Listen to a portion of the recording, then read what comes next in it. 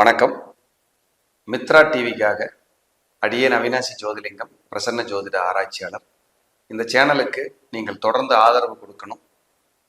Support பண்ணுங்க, subscribe பண்ணுங்க, share பண்ணுங்க, உங்கள் நண்பர்களுக்கெல்லாம் இதை தெரிவிங்க. இதில் ஜோதிடம் சார்ந்த, ஆன்மீகம் சார்ந்த நல்ல கருத்துக்களை உங்களுக்காக பதிவிட காத்து கொண்டிருக்கிறோம். இன்னைக்கு பார்க்க இருக்கிற தலைப்பு 5ஆம் இடத்தில் பாதகாதிபதி. பலன்கள் என்ன, பரிகாரங்கள் என்ன? பாதகம் அப்படின்னா என்ன சார்? சாதகம்னா என்னங்க சார்? நமக்கு எல்லாம் சாதகமா இருக்கு அப்படின்னு சொல்றோமா? பாதகம்னா என்ன? நமக்கு எல்லாம் தொந்தரவா இருக்குன்னு அர்த்தம். அதுக்கு பேர் தான் பாதகம். பாதகாதிபதினு ஒரு ரோல் இருக்கு ஜாதகத்துல.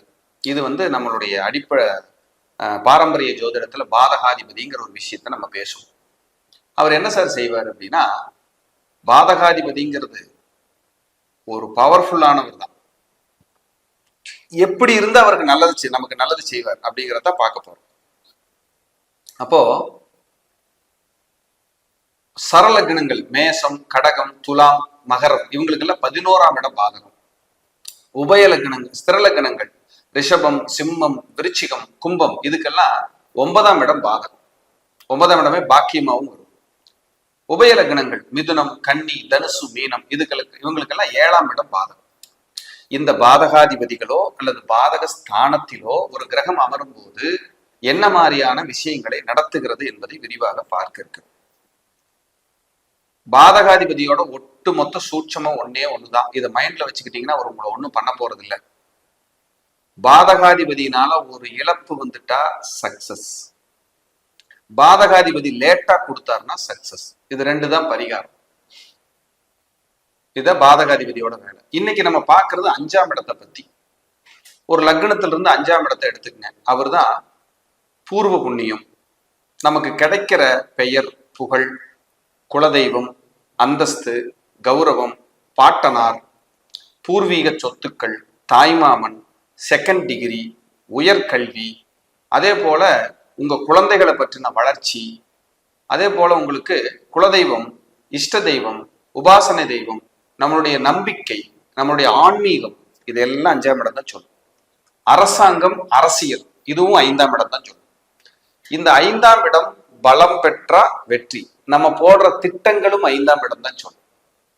அப்ப இங்க போய் பாதகாதிபதி அமர்ந்தால் என்ன செய்வார்? 5ஆம் இடத்துல பாதகாதிபதி இருந்தா பரிகாரமே 1 வருடமோ 2 வருடமோ தாமதமாக குழந்தை கிடைப்பது அதிர்ஷ்டம். முதல் பாயிண்ட். ஒரு டிகிரிக்கு இன்னொரு டிகிரிக்கு இடைவெளி இருந்தால் அதிர்ஷ்டம்.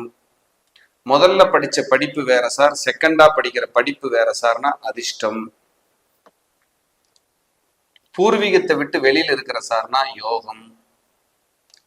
தாய்மாமனுக்கும் எனக்கும் அளவான பழக்க வழக்கம், லேசா பேசிக்குவோம் சார், மெதுவா அப்படி போகும் வரோம், இதுதான் சார், ஒரு ஊருகா மாதிரி தான் உறவுனா நல்லது. தாய்மாமனுக்குமே திருமண வாழ்க்கையோ முன்னேற்றமோ லேட்டா கிடைச்சா யோகம். பூர்வீகத்திலிருந்து வெளியில கொஞ்சம் தள்ளி இருக்கிறது யோகம். பூர்வீகம்னா பூர்வீக ஊர் அல்ல, பூர்வீக சொத்துக்களை நான் சொல்றேன். நிறைய பேர் பூர்வீகம்னா ஊரவே என் பூர்வீக ஊர் அங்க போகக்கூடாதான்னு கேட்கறாங்க. அப்படி எல்லாம் இல்லை. குலதெய்வத்துல குழப்பம் இருக்குங்க. பாதகாதிபதி 5ல் இருந்தா குலதெய்வத்துல குழப்பம். இந்த சாமியா அந்த சாமியான்னு தெரியல. அப்புறம் கண்டுபிடிச்சோம். அப்புறம் எங்க சித்தப்பா சொல்லி இதை கும்பிட்டோம். இப்ப இது இல்லைங்கிறாங்க, அம்மன் தான் குலதெய்வங்கிறாங்க. இப்படி நிறைய குழப்பம் இருக்கும். செகண்ட் டிகிரி போய் படிக்கிறக்குள்ள போதும் ஆயிடும். குழந்தை பெத்துக்கிறதுக்குள்ள அப்படியே படாத கஷ்டம் இருக்கு சார் அப்படிங்கிற மாதிரி ஆயிடும். பெயர் புகழ் கெட்டு போச்சு சார், நம்பிக்கைய காப்பாற்ற முடியல சார், நாணயஸ்தன்னு பேர் வாங்கினேன், என் பேரெல்லாம் கெட்டு போச்சு சார். நம்பிக்கை, நாணயம் 5ஆம் இடம். அரசாங்க வேலைக்கு முயற்சி பண்றேன், கிடைக்கவே மாட்டேங்குது சார். அரசியல்ல பதவிக்கு வரணும்னு நினைச்சேன், 20 வருஷமா இன்னும் சாதாரண இடத்துலதான் இருக்கேன், முன்னேறவே முடியல சார். இது 5ஆம் இடம் சார். நான் எந்த பிளான் பண்ணாலும் அது உருப்படாது சார். நான் பண்ணாத திட்டமே இல்லை, அது அப்படியே கடைசி நேரத்துல மாறிடும் சார்.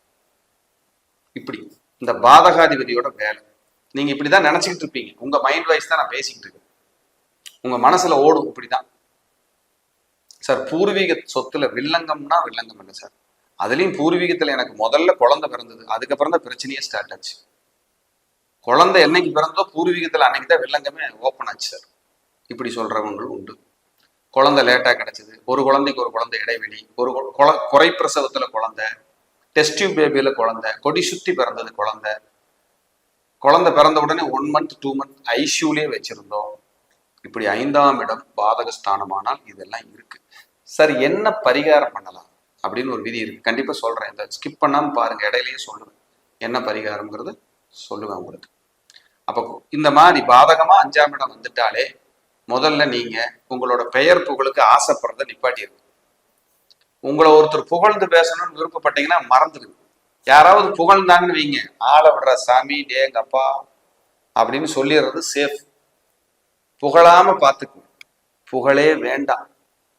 நீங்க உங்க குடும்பம் வளர்ச்சி முன்னேற்றம் லேசா போய்கிட்டே இருங்க, அது உங்களை காப்பாத்தி விட்டுரு. அங்க சொல்லுது நீ புகழை வாங்கினீங்கன்னா உனக்கு நான் வில்லங்கத்தை கொடுப்பேங்குது. அதெல்லாம் இல்லை. வீதிக்கு வீதி பேனர் அடிச்சு ஒட்டினா தான் சார் தூக்கம் வருது. அப்படியெல்லாம் பண்ணோம்னா டிஸ்டர்ப் பண்ணாம என்ன செய்யும் சொல்லுங்க? ஒன்றும் பண்ண முடியாது. நம்மளை புகழடையாம அமைதியா இருக்குன்னு சொல்லுது. 5ஆம் இடம் தான் புகழ், 5ஆம் இடத்த பேரு. இந்த பாதகாதிபதி 5ல் இருந்தா இந்த கல்யாண பத்திரிகையில பேர் போடுவோம் இல்லைங்க, எதுக்காவது பேர் போடுறதுல இவங்க பிரச்சனை வராம இருக்காது. நீங்க செக் பண்ணிக்கங்க. நோட்டீஸ்ல என் பேர் ஏன் போடல? ஒரு அரசியல் கட்சி தலைவரா இருக்காரு, நான் ஒரு முக்கியமான பதவியில் இருக்கேன், என் பேர் பேனர்ல போட மாட்டீங்களா? நான் என்ன உங்களுக்கு அவ்வளவு சீப்பா பேர்? அது வேண்டான்னு சொல்லுது, விட்டுருங்க, அதான் பரிகாரம். இல்லாட்டி பரவாயில்லைங்கிறேன். பத்திரிக்கையில பேர் போடல, நான் யாரு? மூத்த மருமகன் இல்லையா, என் பேர் இல்லாமையா கல்யாணம்? இல்லைன்னா பரவாயில்ல சாமி விட்டுருங்கிறது. அது பரிகாரமா போயிடும், அதோட உங்க தோஷம் வெளியேறுதுன்னு அர்த்தம். அதை விட்டுட்டு அடம் பிடிச்சி வாங்கிட்டீங்கன்னா அடுத்த 2 வருஷம் தொந்தரவு. இது தேவையா நமக்கு? யோசிச்சு பாருங்க. பிராமணர்கள் கிட்ட சாபம் வாங்கிறாங்க, 5ல பாதகம். அவங்க கூட தொல்லை பண்ணுவாங்க, எதிரியாயிருவாங்க. அரசாங்கத்தை பகச்சிக்காதீங்க, அரசியல்வாதிகளை பகச்சிக்காதீங்க. இதெல்லாம் போனீங்கன்னா உங்களுக்கு தொந்தரவு பண்ணும். பாதகம்ங்கிறதோட வேலை இது. எல்லாம் எதுவுமே டச் பண்ணாம சுமூகமா நிதானமா போயிட்டீங்கன்னா, பாதகம்னு ஒண்ணு இருந்தது எனக்கு டிஸ்டர்ப் பண்ணுச்சு, தொந்தரவு பண்ணுச்சுங்கிற வேலையே இருக்காது. அப்ப எவ்வளவு சூப்பர் பாருங்க. என்ன தள்ளி, என்ன அது வேண்டாங்குதோ அதுல இருந்து தள்ளி நிக்க சொல்றேன். அதான் பரிகாரம். கோயில் கோயிலா போனது பரிகாரம். அப்புறம் குணத்தை மாத்திக்காம கோயிலுக்கு போய் என்ன சார் செய்யறது? யோசிச்சு பாருங்க. ஒரு பெண்ணுக்கு செவ்வாறாக இருக்கு, அது அடமெண்ட்டு, பிடிவாதம், போடா வாடான்னு பேசும், பிரச்சனை பண்ணும், இதெல்லாம் இருக்கே. இந்த குணத்தை மாத்தாம அங்க போய் நின்று இங்க 10 தீபம் இங்க 15 தீபம்னா அந்த புள்ள எப்படி நல்லா இருக்கும்? முதல்ல குணத்தை மாத்திரக்கு தான் சொல்லி கொடுக்கணும். அதான் ஜோசியம் மட்டும் இல்லை, வாழ்க்கையும் சேர்த்து சொல்லி கொடுங்க. ஜோசியம் பார்க்கும்போது இப்படி இருமா, இப்படி இரு, கோபத்தை விட்டுரு, கரெக்டா இரு, இல்லைன்னா உங்க லைஃப் உனக்கு பாதிக்கப்படும் நம்ம எக்ஸ்பிளைன் பண்ணணும். அப்ப பாதகம்ங்கிறது பேரு புகழ் வேண்டாம், அமைதியா இருந்து சொல்லுது. அங்கதான் போய் அதை இழுக்க கூடாது. பூர்வீகம் வேண்டாங்குது, அங்க போய் 1 கோடி ரூபாய் போட்டு வீட்டை கட்டி வச்சிருவாரு. நம்மால் வாழ்ந்தம் இல்ல, வாழ்ந்துட்டம் இல்ல அப்படிம்பாரு. அப்ப அங்கதான் கசப்பு, அங்கதான் டிஸ்டர்ப் வரும். இது தேவையான்னு கேட்குறேன். இதை பண்ணாம ரிலாக்ஸா இருந்துட்டீங்கன்னா நீங்க அமைதியா போயிட்டு இருக்கு உங்க லைஃப், தொந்தரவுலாம் வராது. நீங்க இந்த 7.5 சனி அஷ்டம சனி எல்லாம் பார்த்து நீங்க பயப்படவே வேண்டாம். இதையெல்லாம் பண்ணி வச்சுட்டு 7.5 வருது, அஷ்டம சனி வருதுன்னா உங்களை பாதிக்கதான் செய்யும், பாதிச்சுதான் விடும். சார் இதுக்கு பரிகாரம் இல்லையா? ஒரு நல்ல பரிகாரம் சொல்லுங்க. சும்மா பேசிக்கிட்டே இருக்கீங்களா, ஒரு பரிகாரத்தை சொல்லுங்க சார்னு கேட்குறீங்க. அது நல்லா கேட்குது, கண்டிப்பாக உண்டு. நான் சொன்னதெல்லாம் பரிகாரம். அதை தாண்டி உங்களுக்கு பிடித்த ஆலயத்திற்கு மாலை அணிந்து விரதம் இருந்து, நல்ல பக்காவான விரதம் இருந்து போயிட்டு வாங்க.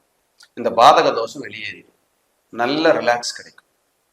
பஞ்சாமிர்தம் கொண்டு உங்களுக்கு பிடித்த கடவுளுக்கு அபிஷேகம் செய்யுங்க. பஞ்சாமிர்தம் உங்க செலவா இருக்கணும், ஃபுல்லா பஞ்சாமிர்தம் மட்டும். சூப்பர் ரிசல்ட் கிடைக்கும். 5 பூத ஸ்தலங்களுக்கும் போயிட்டு வந்துருங்க. திருவண்ணாமலை, காஞ்சிபுரம், அதே போல காளகஸ்தி, திருவானைக்காவல், சிதம்பரம், 5 பூதஸ்தலங்கள், பஞ்சபூதஸ்தலங்களுக்கு ஒரு ட்ரிப் போயிட்டு வந்துருங்க. உண்மையிலேயே நீங்க நல்லா இருப்பீங்க சார். பாதகாதிபதியோட சுவடே உங்களுக்கு இல்லாம போயிடும். அனைவரும் பாதகாதிபதியின் தோஷம் நீங்கி ஈசனின் அருளால் மிச்சம் இருக்கும் நாட்களில் வெற்றியின் உச்சத்தை தொட என் அன்பான வாழ்த்துக்கள். நன்றி, வணக்கம். வாழ்க வளமுடன்.